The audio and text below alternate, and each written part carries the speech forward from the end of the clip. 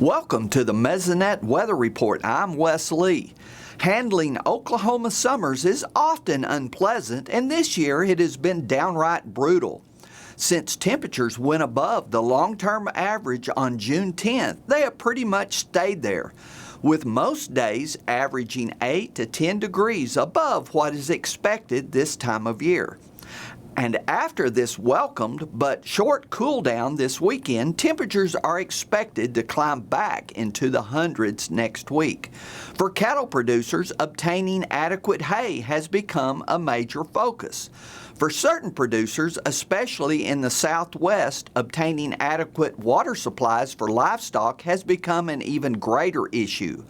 Limited rainfall and high evaporation rates have supplies disappearing right before your eyes in the drought-stricken areas.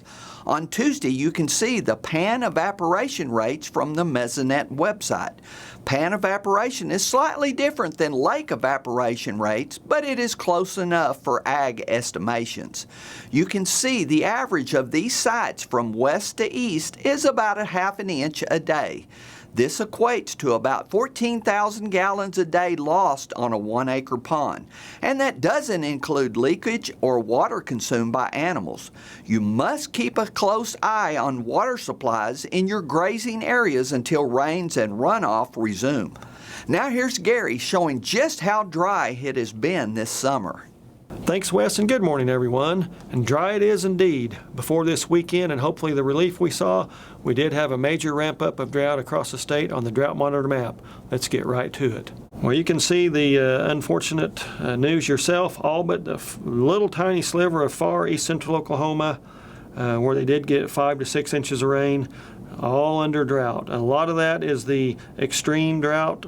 We also have a lot of that severe drought, a little bit of moderate drought. So a major ramp up, as I said, trying to catch up with that flash drought situation, trying to get the intensities to match up with the impacts.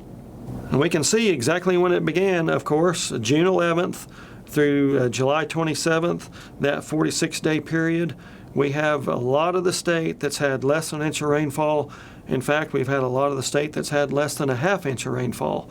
Now, we do see those areas that got a little bit more, the northwestern quarter, down across far east central Oklahoma, scattered about here and there, maybe an inch or two in some places, but by and large, all those light blues and darker blues and even whites are areas that missed out on the good rains. When we look at the departure from normal rainfall map for that same time frame, June 11th through July 27th, unfortunately, we see a lot of the state from more than 4 inches to even more than 6 inches below normal, even during the summer. That's a pretty significant thing, so missing out on a lot of rainfall that we need to keep up with this heat. And we are seeing major ramifications from that heat and drought.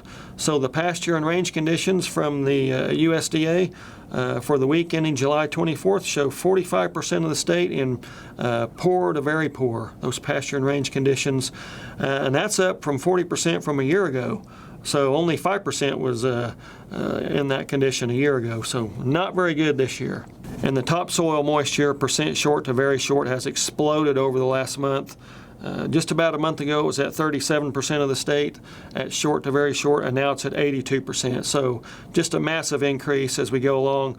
Now we're much more attuned with Arkansas and Texas and Kansas and New Mexico and the surrounding states. So unfortunately, the drought and heat have had effects on the Sooner State, so something to keep in mind.